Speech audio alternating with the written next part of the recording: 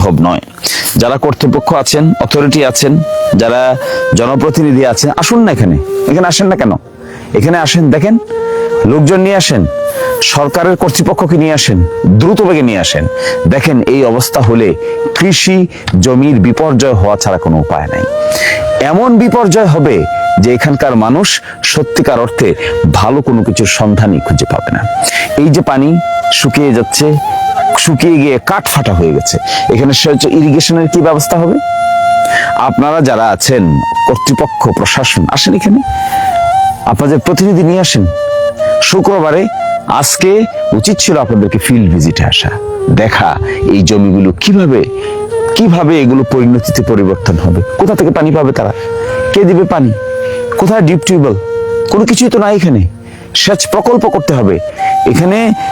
উত্তরবঙ্গে যেরকম করে উঁচু জমিতে সেচ প্রকল্প করে ইরিগেশন ব্যবস্থা করে, এই ইরিগেশন ব্যবস্থা না করলে তো এখানে কাজ হবে না।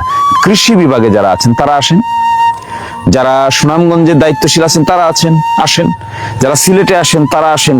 হাজার হাজার হেক্টর জমি, লক্ষ লক্ষ পরিমাণ ধান উৎপাদন হবে এখানে। যদি তা করতে না পারি আমরা, তাহলে কিন্তু বড় ধরনের বিপর্যয়ের মধ্যে পড়বো আমরা।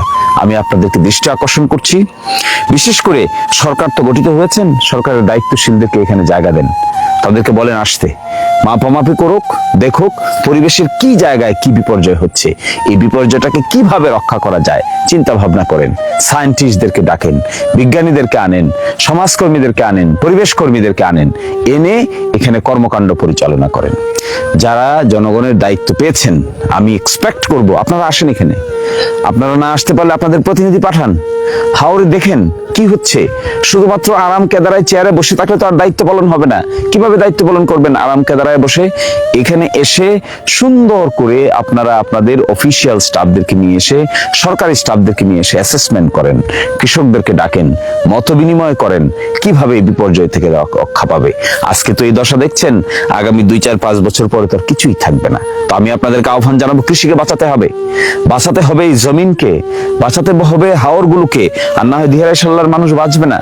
তারা যে যেখানে আছে, যেভাবেই আছে, তাদের পক্ষে এই জমিকে যদি প্রোটেকশন দেওয়া না যায়, তাহলে তাদের পক্ষে এগুলো কোনোভাবেই সম্ভব হবে না। তো আমি আপনাদেরকে আহ্বান জানাই, আসেন সকলে মিলে এখানে কাজ করেন। কে সরকারি দল, কে বিরোধী দল, এগুলো মাথায় নেওয়ার দরকার নাই।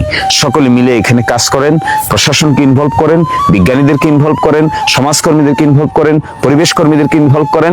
এরপরে দেখবেন সত্যিকার অর্থেই জনগণের মধ্যে স্বস্তি ফিরে আসবে। আশা করি দ্রুত উদ্যোগ নেবেন, কার্যকর উদ্যোগ নেবেন, কৃষকদেরকে রেখে মত বিনিময় করবেন। ভালো থাকুন, সুস্থ থাকুন, আল্লাহ হাফেজ।